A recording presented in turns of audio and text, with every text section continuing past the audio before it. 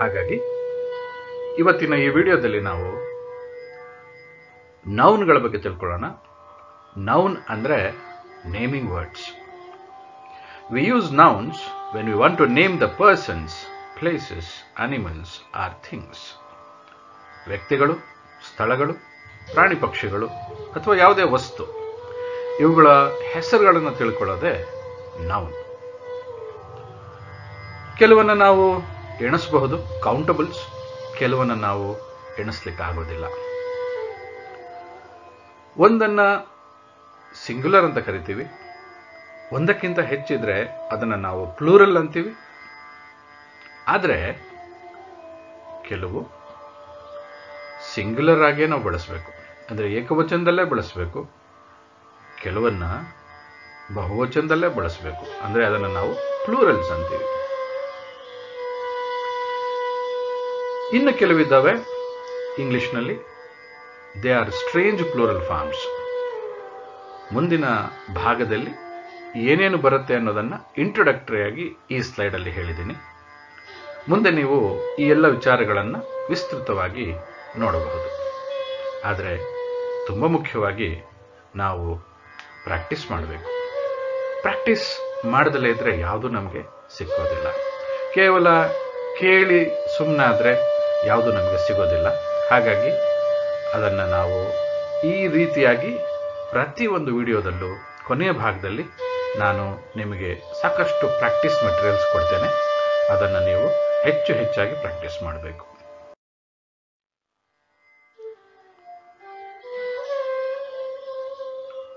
ಬಹುವಚನದಲ್ಲಿ ಮಾಡಲಿಕ್ಕೆ ಕೆಲವು ರೂಲ್ಸ್ ಇದ್ದಾವೆ. ರೂಲ್ಸ್ ಇಲ್ದಲೆ ಯಾವ ಭಾಷೆನೂ ಇಲ್ಲ. ಬನ್ನಿ ಆ ರೂಲ್ಸ್ಗಳನ್ನ ಏನು ಅಂತ ನೋಡೋಣ. ಇದು ತುಂಬಾ ಮುಖ್ಯ. ತುಂಬಾ ಮುಖ್ಯ ಅಂದಾಗಲೆಲ್ಲ ನಿಮಗೆ OTP ಅನ್ನೋದು ಒಂದು ಬ್ರಾಕೆಟ್ ಅಲ್ಲಿ ಬರುತ್ತೆ. ಅಂದ್ರೆ ಏನಂದ್ರೆ, ಓ ಅಂದ್ರೆ ಅಬ್ಸರ್ವ್ ಮಾಡಿ, ನಿಮ್ಮನ್ನ ನೀವು ಟ್ರೈನ್ ಮಾಡ್ಕೊಳ್ಳಿ, ಮತ್ತೆ ಹೆಚ್ಚು ಪ್ರಾಕ್ಟೀಸ್ ಮಾಡಿ ಅನ್ನೋದೇ OTPಯ ಅರ್ಥ. ಕೆಲವು ಪದಗಳಿದ್ದಾವೆ, ಅವಕ್ಕೆ ನಾವು ಕೇವಲ ಎಸ್ ಸೇರಿಸಿದ್ರೆ ಸಾಕು, ಅದು ಪ್ಲೂರಲ್ ಆಗುತ್ತೆ. ಫಾರ್ ಎಕ್ಸಾಂಪಲ್, ಪೆನ್ ಇದೆ, ಪೆನ್ಸ್ ಅಂತ. ಆದರೆ ಬಲಭಾಗದಲ್ಲಿ ಬನ್ನಿ, ರೈಟ್ ಸೈಡ್ ನಲ್ಲಿದೆ, ಕೆಲವಕ್ಕೆ ಎಸ್ ಸೇರಿಸಬೇಕು. ಇಲ್ಲಿ ಬರೀ ಎಸ್ ಸೇರಿಸಿದ್ರೆ ಸಾಕಾಗಲ್ಲ. ಬಸ್ ಅಂತ ಇದೆ, ಬಸ್ಸಸ್ ಅಂತ ಆಗತ್ತೆ. ಮುಂದೆ ಈ ಎಲ್ಲವೂ ಹೆಚ್ಚು ಹೆಚ್ಚು ಪದಗಳು ನಿಮಗೆ ಸಿಗುತ್ತೆ. ಈ ಸ್ಲೈಡ್ ಅಲ್ಲಿ ನೀವು ಯಾವ್ಯಾವ ರೀತಿಯ ಪ್ಲೂರಲ್ ಫಾರ್ಮ್ಗಳಿದೆ ಅಂತ ನೋಡ್ತಾ ಹೋಗ್ತೀವಿ. ಕೆಲವು ವೈಯಿಂದ ಎಂಡ್ ಆಗತ್ತೆ. ಫಾರ್ ಎಕ್ಸಾಂಪಲ್, ಸಿಟಿ ಇದೆ, ವೈ ತೆಗೆದ್ಬಿಟ್ಟು IS ಹಾಕಬೇಕು. ಕೆಲವು ಎಫ್ ಇಂದ ಎಂಡ್ ಆಗತ್ತೆ ಅಥವಾ FE ಇಂದ ಎಂಡ್ ಆಗತ್ತೆ, ಅದಕ್ಕೆ ನಾವು FE ತೆಗೆದ್ಬಿಟ್ಟು VES ಹಾಕಬೇಕು. ಅದು ಲೈಫ್ ಮತ್ತೆ ಲೈವ್ಸ್, ಈ ಒಂದು ತರದ ಪದಗಳಲ್ಲಿ ನಾವು ಕಾಣಬಹುದು. ಇನ್ನು ಕೆಲವು ವಿಚಿತ್ರವಾದ ಪದಗಳು, ಚೈಲ್ಡ್ ಅಂತ ಇದೆ, ಇಲ್ಲಿ ES ಅಥವಾ IES VES ಯಾವುದು ಹಾಕೋದಿಲ್ಲ. ಇಲ್ಲಿ ಇದಕ್ಕೆ ನಾವು EN ಫಾರ್ಮ್ಸ್ ಅಂತ ಕರಿತೀವಿ. EN ಸೇರಿಸಿದ್ರೆ ಅದು ಪ್ಲೂರಲ್ ಆಗುತ್ತೆ. ಸೊ ಮೊದಲನೇದಾಗಿ ಎಸ್ ಹಾಕಿದ್ರೆ ಸಾಕು, ಎರಡನೇದು ES ಹಾಕಿದ್ರೆ ಸಾಕು, ಮೂರನೇದು IES ಹಾಕಿದ್ರೆ ಸಾಕು, ನಾಲ್ಕನೇದು VES ಹಾಕಬೇಕು, ಐದನೇದು EN. ಸೊ ಒಟ್ಟು 5 ರೀತಿಯಾದಂತಹ ಒಂದು ಬಹುವಚನ ಮಾಡುವಂತ ರೀತಿ ಇದೆ ಇಲ್ಲಿ. ಒಂದು ಸೆಂಟೆನ್ಸ್ ಮಾಡಬೇಕಾದ್ರೆ ಪ್ರಾರಂಭದಲ್ಲಿ ನಾವು ಸಿಂಗ್ಯುಲರ್ ಬಳಸಿ ನಂತರ ನಾವು ಪ್ಲೂರಲ್ ಹೇಳೋದಕ್ಕೆ ತಪ್ಪಾಗತ್ತೆ. ಕನ್ನಡದಲ್ಲಿ ಹೇಳ್ತೀವಿ ನೋಡಿ, ಒಬ್ಬ ಹುಡುಗಿ ಇದ್ದಳು, ಒಬ್ಬ ಹುಡುಗ ಇದ್ದನು ಅಂತ ಹೇಳಬೇಕು. ಒಬ್ಬ ಹುಡುಗಿ ಇದ್ದರು, ಒಬ್ಬ ಹುಡುಗ ಇದ್ದರು ಹೀಗೆ ಹೇಳೋದಿಲ್ಲ. ಶಿ ಈಸ್ ಎ ಗರ್ಲ್ ಅಂತ ಹೇಳಬೇಕು. ಶಿ ಈಸ್ ಗರ್ಲ್ಸ್ ಅಂತ ಹೇಳಿದ್ರೆ ತಪ್ಪಾಗತ್ತೆ. It is very tasty apples ಅಂತ ಇದೆ, ಇದು ತಪ್ಪಾಗುತ್ತೆ. It is a very tasty apple ಅಂತ ಹೇಳಬೇಕು. ದೀಸ್ ಆರ್ ಡಾಗ್ ಅಂತ ಇದೆ, ದೀಸ್ ಆರ್ ಅಂತ ಪ್ರಾರಂಭ ಮಾಡಿರೋದ್ರಿಂದ ಡಾಗ್ ಅನ್ನೋದು ಡಾಗ್ಸ್ ಆಗಬೇಕು. ಅಂದ್ರೆ ಸಬ್ಜೆಕ್ಟ್ ಅಲ್ಲಿ ಪ್ಲೂರಲ್ ಇದ್ರೆ ವರ್ಬ್ ಕೂಡ ಪ್ಲೂರಲ್ ಇರುತ್ತೆ, ಕೊನೆಗೆ ಆಬ್ಜೆಕ್ಟ್ ಕೂಡ ಪ್ಲೂರಲ್ ಇರುತ್ತೆ. ಇಷ್ಟನ್ನು ನಾವು ತುಂಬಾ ಮುಖ್ಯವಾಗಿ ಗಮನಿಸಬೇಕು. Now let us understand the plural forms step by step through the slides that are following from now onwards. ನೋಡಿ, ಇಲ್ಲಿ ಆಡ್ ಎಸ್ ಅಂತ ಮೊದಲನೆಯ ಒಂದು ಪ್ಲೂರಲ್ ಮಾಡುವಂತಹ ರೀತಿಯನ್ನು ನೋಡಿದ್ವಿ.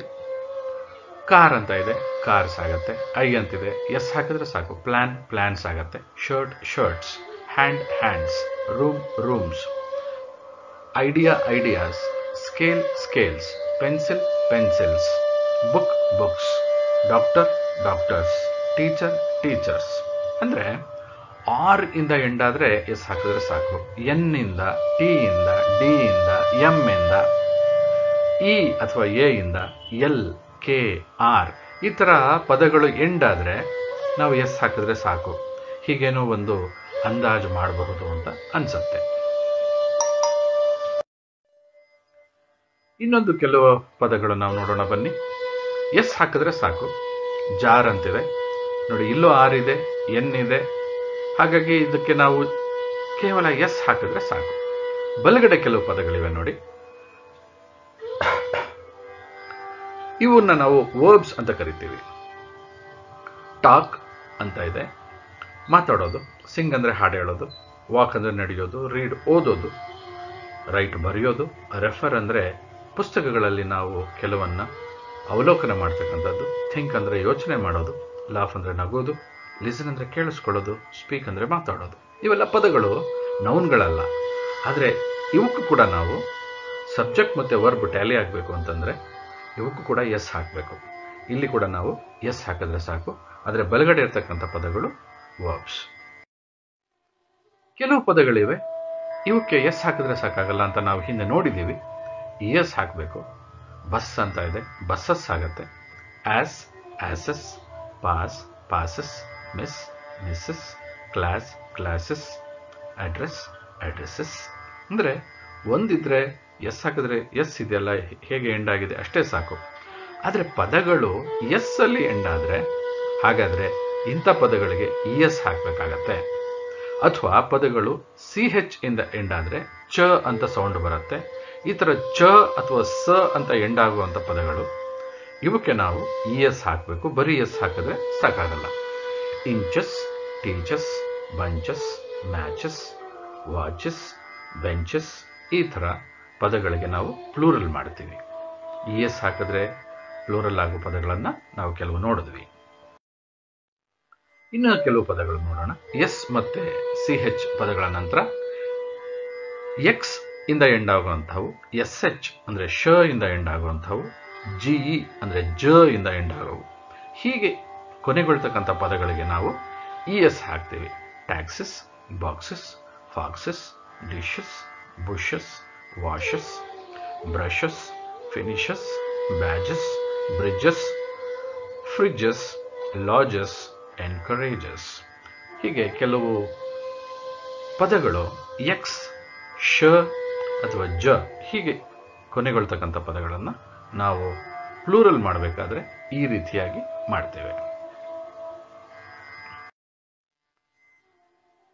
ಇನ್ನು ಕೆಲವು ಪದಗಳಿವೆ. ಈ ಪದಗಳು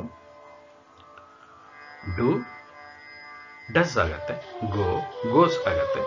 ಇಕೋ, ಇಕೋಸ್ ಆಗತ್ತೆ. ಹೀರೋ, ಹೀರೋಸ್ ಆಗತ್ತೆ. Cargo, cargoes, mangoes, potatoes, tomatoes. ಅಂದ್ರೆ ಕೊನೆಯಲ್ಲಿ ಓ ಬರುವಂಥವಕ್ಕೆ ನಾವು ಇ ಎಸ್ ಕೂಡ ಸೇರಿಸ್ತೇವೆ. ವೈ ಇಂದ ಎಂಡ್ ಆಗ್ತಕ್ಕಂಥ ಪದಗಳಿಗೆ ಐ ಎಸ್ ಸೇರಿಸೋದ್ರ ಮುಖಾಂತರ ಕೊನೆ ಮಾಡ್ತೇವೆ. City, cities, aunty, aunties, lady, ladies, baby, babies, puppy, puppies, pony, ponies ಇವೆಲ್ಲ ವೈ ಇಂದ ಎಂಡ್ ಆಗ್ತಕ್ಕಂಥ ನೌನ್ಗಳು. ಇನ್ನು ಕೆಲವು ವರ್ಬ್ಗಳು ಕೂಡ ಇವೆ. ವರ್ಬ್ ಅಂದ್ರೆ ಕ್ರಿಯಾಪದ, ಅದು ಕೂಡ ವೈ ಇಂದ ಎಂಡ್ ಆಗುತ್ತೆ. ಆ ವೈ ಇಂದ ಎಂಡ್ ಆಗ್ತಕ್ಕಂಥ ಕ್ರಿಯಾಪದಕ್ಕೆ ನಾವು ವೈ ತೆಗೆದು ಐ ಎಸ್ ಹಾಕ್ತೀವಿ. For example fly, flies, try, tries, fry, fries, copy, copies, study, studies, marry, marries. ಈ ತರದ ಕೆಲವು ಪದಗಳಿಗೆ ನಾವು ವೈ ತೆಗೆದು ಐ ಎಸ್ ಹಾಕ್ತೇವೆ. ಇನ್ನು ಕೆಲವು ಎಫ್ ಇಂದ ಎಂಡ್ ಆಗುವಂತಹ ಪದಗಳು. ಈ ಎಫ್ ಇಂದ ಎಂಡ್ ಆಗುವಂತಹ ಪದಗಳನ್ನು ನಾವು ಎಫ್ ಅಥವಾ ಎಫ್ ಇ ಫ ಸೌಂಡ್ ಅನ್ನು ತೆಗೆದು ವಿ ಎಸ್ ಹಾಕ್ತೇವೆ. Life, lives, wife, wives, calf, calves. Calf ಅಂದ್ರೆ ಕರು ಅಂತ ಕರಿತೀವಿ ನಾವು. ಹಾಫ್, ಹಾಫ್ ಅಂದರೆ ಅರ್ಧ, ಎರಡು ಅರ್ಧ. ಒಂದು ಮೋಸಂಬಿ ಅಥವಾ ಒಂದು ಆ್ಯಪಲ್ನ ಕಟ್ ಮಾಡಿದ್ರೆ ಎರಡು ಅರ್ಧ ಆಗುತ್ತೆ. ಹಾಫ್, ಹಾವ್ಸ್. ಲೀಫ್, ಎಲೆಗಳು, ಲೀವ್ಸ್. ಲೋಫ್, ಒಂದು ಬ್ರೆಡ್ ಪೀಸ್ಗೆ ಲೋಫ್ ಅಂತ ಕರಿತೀವಿ, ಲೋಫ್, ಲೋವ್ಸ್. ಉಲ್ಫ್, ಉಲ್ವ್ಸ್ ಅಂದರೆ ಅದೊಂದು ಪ್ರಾಣಿ. Scarf, scarves. Thief, thieves. ಹೀಗೆ ನಾವು ಎಫ್ ಅಥವಾ ಫ ಸೌಂಡಿಂದ ಎಂಡ್ ಆಗುವಂಥವಕ್ಕೆ ನಾವು VES ಇಂದ ಪ್ಲೂರಲ್ ಮಾಡ್ತೀವಿ. ಇನ್ನು ಕೆಲವಿವೆ. Knife, knives. Shelf, shelves. Myself, mice. ಮೈಸೆಲ್ಫ್ನ ಅವರ್ ಸೆಲ್ವ್ಸ್ ಅಂತ ಮಾಡಬೇಕಾಗತ್ತೆ. ಇನ್ನು ಕೆಲವಿವೆ, ಆದರೆ ಎಫ್ ಹಾಗೆ ಉಳಿಯುತ್ತೆ. Roofs, proofs. Hoofs, staffs. ಇವಕ್ಕೆ VES ಹಾಕೋ ಹಾಗೆ ಇಲ್ಲ. ವಿಚಿತ್ರವಾಗಿರ್ತಕ್ಕಂಥ, ಸ್ಟ್ರೇಂಜ್ ಆಗಿರ್ತಕ್ಕಂಥ ಕೆಲವು ಪ್ಲೂರಲ್ ಫಾರ್ಮ್ಸ್ ಇದೆ. EN ಇಂದ ಎಂಡ್ ಆಗುತ್ತೆ. ಒಳಗಡೆ ಇಂಟರ್ನಲ್ ವೊವೆಲ್ಸ್ ಚೇಂಜ್ ಆಗಿ ಎಂಡ್ ಆಗುತ್ತೆ. ಇನ್ನು ಕೆಲವು ಹಾಗೆ ಇರುತ್ತೆ, ಇವು ಬದಲಾಗೋದಿಲ್ಲ. ಮ್ಯಾನ್, ಮೆನ್ ಆಗುತ್ತೆ. ಆಕ್ಸ್, ಆಕ್ಸನ್ ಆಗುತ್ತೆ. Child, children. Woman, women. ಆದರೆ ಇಲ್ಲಿ EN ಬರೋದಿಲ್ಲ ಈ ಕಡೆ ಬಲಭಾಗದಲ್ಲಿರ್ತಕ್ಕಂಥದ್ದಕ್ಕೆ. ಫುಟ್, ಫುಟ್ ಅಂತ ಕರಿತೀವಿ. ಫುಟ್ನ ಫೀಟ್ ಮಾಡ್ತೀವಿ. Tooth, teeth. ಫಿಶ್, ಫಿಶ್ ಆಗೇ ಇರುತ್ತೆ, ಇದು ಫಿಶಸ್ ಆಗೋದಿಲ್ಲ. ಮೌಸ್, ಮೈಸ್ ಆಗತ್ತೆ. ಸ್ಟೇಡಿಯಂ, ಸ್ಟೇಡಿಯೈ ಆಗತ್ತೆ.